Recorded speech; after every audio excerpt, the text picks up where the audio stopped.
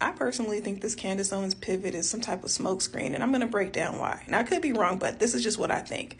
And far be it for me to speak on her. I don't even like to talk about her, but I feel like I have to for several reasons. Because one, I don't trust anybody who willingly tokenizes themselves, and she's literally made a career out of doing just that. I also don't trust anybody who seeks approval from the morally inept, which she also does. And I don't trust anyone who's willing to throw their community under the bus for the validation of the melanin deficient, and I won't overlook that. Two, I'm starting to see my community do what we tend to do, and it bothers me. We got to stop this now. We have this tendency to disregard or overlook problematic behaviors of certain people when we find a stance or an opinion that we agree with. And I'm starting to see it happen. It always starts off real simple, like, I can't believe I'm actually agreeing with her. And then everybody laughs. And then it becomes, you know what? I've been agreeing with everything she's been saying lately, which is a gross exaggeration. It's been two things, and everything else she said has been wrong. And then it eventually becomes, you know what? I don't think she's all that bad. I think people are hating. And then you open yourself up to being influenced by people that you knew initially not to trust. We don't need to get to that point. Now, most people seem to think that she's doing this because she lost her standing. And it could be, the white adjacency that used to serve her is no longer serving her. So she could be seeking out a sense of community over here, or she's just trying to remain relevant. I don't know.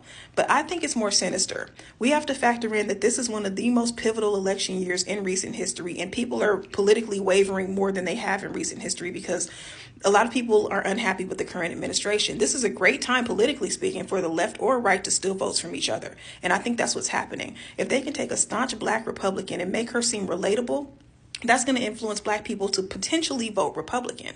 Why wouldn't they want to do that? The only time that they think about us and consider us is during these times. And as you can see, that's what's going on. Trump is selling sneakers that are supposedly supposed to appeal to black people. And then we have him selling Bibles. The best way to appeal to us in America, black people, is through religion. We already know this. Religion is a tool, and it has been weaponized against us forever, and it still is. And honestly, you guys, if you really think about it, black people are a lot more conservative than we tend to recognize. If it weren't for racism being a factor, we would have a lot more right-wing black people than we do. But racism is so heavy in this country that it makes it a little harder to completely side with them. But it's definitely a possibility, and I think that they're trying to bridge that gap. They see that most black people are liberal, leftists, or Democrats, and they're trying to break that because we're at a time now where everybody's like, I don't like what's going on with this current administration. It's a great time politically to try to steal votes, like I said, and I think that that might be a thing. And unfortunately, we have to factor in that even though we don't like her, she's still a black person, which means that she still has the ability to tap in the way that we all do. But she's using it against us, and I don't like that. She's using it to play on us, which is also why I don't like platforms like the Shade Room and like the Breakfast Club, because they're giving these people who have been damaging to our community, people who have spewed the most hateful rhetoric about us as a whole, and dangerous rhetoric, a platform to speak. They're giving them a voice, which is basically allowing them to open up and appeal to the masses being their own community, being us. So you're willing to play on us because you know that having her on your show is going to spark controversy, which is going to get you more views, which gets you more money, but you're doing it at the expense of us potentially. I don't trust that. I don't trust them.